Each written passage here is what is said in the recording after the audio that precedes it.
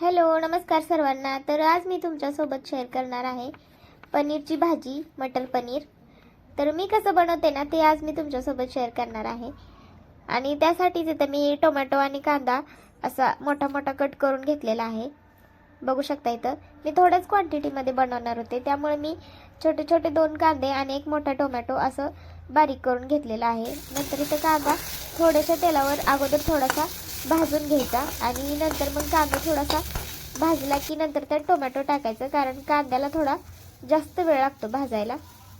तर बघू शकता इथं अगदी थोड्याशा तेलामध्ये कांदा भाजून घेतलाय. नंतर थोडेसे काजू पण त्यात टाकायचे आणि काजू पण असे भाजून घ्यायचे छान मस्त. आणि कसं इथं थोडं तेल वापरायचं, कारण आपण फोडणी देताना ग्रेव्ही जी टाकणार आहे ना, मग तेव्हा जास्त तेल वापरणार आहोत, त्यामुळे इथं थोडंसंच तेल वापरायचं. तर हे सगळं मिश्रण छान असं भाजून ना मिक्सरच्या भांड्यात काढलेलं आहे.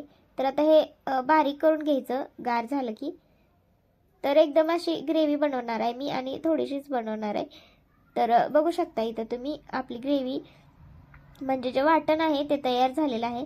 एकदम बारीक असं वाटण करून घ्यायचं आहे छान. आणि इकडं मटर पनीर बनवणार आहे, त्यामुळे वाटाणे पण मी इकडं तव्यामध्ये भाजून घेणार आहे.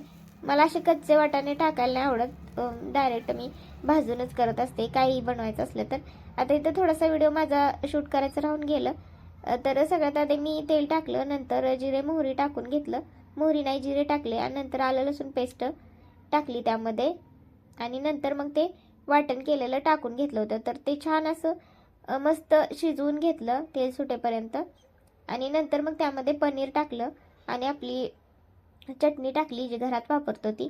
त्यामुळे ह्याचा कलर असा पूर्ण लाल आलेला नाही. जर लाल असल्या पाहिजे असेल तर आपण मिरची पावडर वगैरे टाकू शकतो, पण मी काय टाकली नव्हती. आणि थोडंसं पाणी टाकून पनीर शिजवून घेतलेलं आहे, पनीरची भाजी. आणि बघू शकता इथं आपली मस्तपैकी पनीरची भाजी तयार झालेली आहे. तर रेसिपी कशी वाटली ते कमेंट करून नक्की सांगा. धन्यवाद.